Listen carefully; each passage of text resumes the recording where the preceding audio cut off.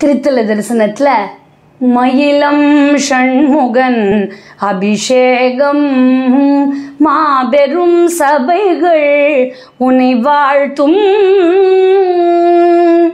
மங்களங்கள் அருளக்கூடிய முருகன் மயூராச்சலம்.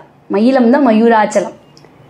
மலை கொண்ட வேடுவர் காணுடே போய் குரமங்கையாளுடனே மாலாய மயல் குண்டு வாயவள் தாழ்மீதே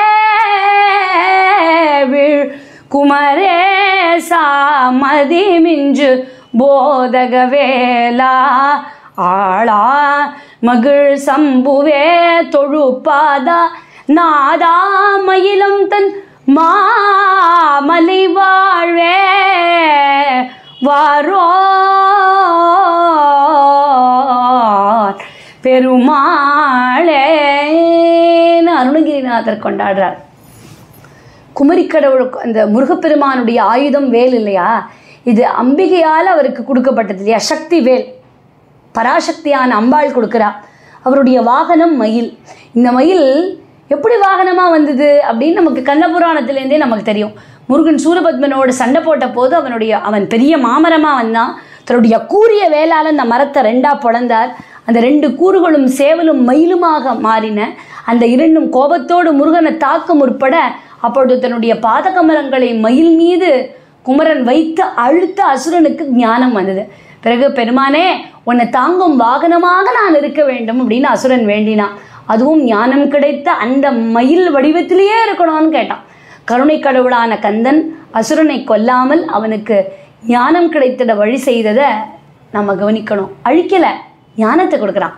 ஆனால் அசுரனாக இருந்த சமயத்தில் பண்ண பாவங்கள்லாம் தொலைய வராக நதிக்கரையினுடைய வடக்கரையில் மயில் வடிவான மலையாக நின்று தவம் செய்ய வேண்டும். அதன்படி சூரபத்மன் மலை வடிவில் மயில் உருவத்தில் தவம் செய்த இடமே மயிலம் அப்படின்னு அழைக்கப்படுகிறது. மயூராச்சலம் அப்படின்னு வழங்கப்பெறுகிறது. இங்கே முருகப்பெருமான் சூரபத்மனுக்கு வள்ளி தெய்வானையுடன் கல்யாண கோலத்தில் காட்சி கொடுத்து அவன் ஆட்கொள்கிறார். மயிலம் விழுப்புரம் மாவட்டத்தில் அமைஞ்சிருக்கு.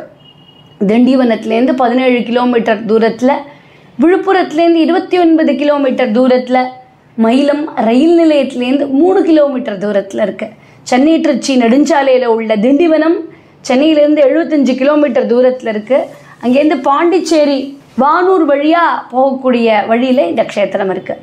பஸ்ஸில் போனால் மயிலம் போலீஸ் ஸ்டேஷன் கிட்டே இறங்கி நடக்கணும், அப்படியே மலையை அடையலாம். காரில் போனால் நேராக மலைக்கே போக சாலை வசதி இருக்குது. மலையே ஒரு புறம் உயர்ந்து மயிலோட தோகை மாதிரி தான் இருக்கும்.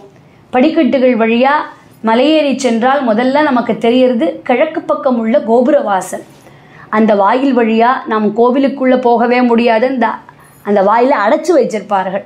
வருடத்தில் 2 தரம் மட்டும்தான் இந்த வாயில் திறக்கப்படுறது தெரிகிறது. ஆனி மாதத்தில் நடைபெறக்கூடிய திருமஞ்சன விழாவில் சமயத்திலையும் பஞ்சமூர்த்திகள் கோவில் வாசலில் ஒரே அணியில் நிற்கும்போது மார்கழி மாதத்தில் நடைபெறும்.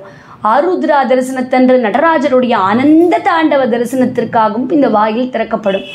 நாம் தெற்கே உள்ள வாயில் வழியாக உள்ள நுழைஞ்சா முதல்ல தும்பிக்கையானுடைய சந்நிதி, அவரை நம்பிக்கையோடு வழிபட்டு அடுத்து கிளம்பினா காசி விஸ்வநாதரையும் விசாலாட்சியும் தரிசிக்கலாம். இங்கே பல ஆண்டுகள் தவம் புரிந்து முருகனுடைய அருள் பெற்ற பாலசித்தர் லிங்க உருவில் உள்ள விஸ்வநாதரோடு ஐக்கியமானதாக நம்பப்படுகிறது. அடுத்து வடக்கு வாயில் வழியாக மேற்கு திசை நோக்கினால் முருகப்பெருமானுடைய கருவறையை பார்க்கலாம்.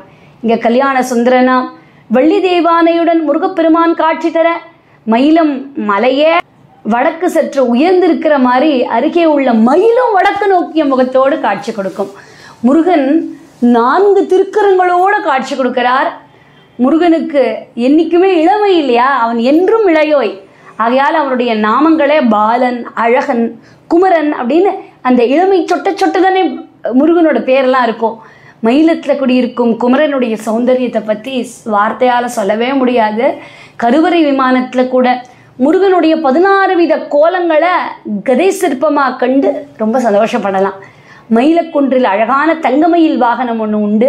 சுமார் 8 அடி உயரம் உள்ள அந்த தங்கமயில் வாகனத்தில் மலை மீதிருந்து முருகன் கீழே இறங்கி வரும் பொழுது அசல் மயிலே பறந்து வர மாதிரி இருக்கும்.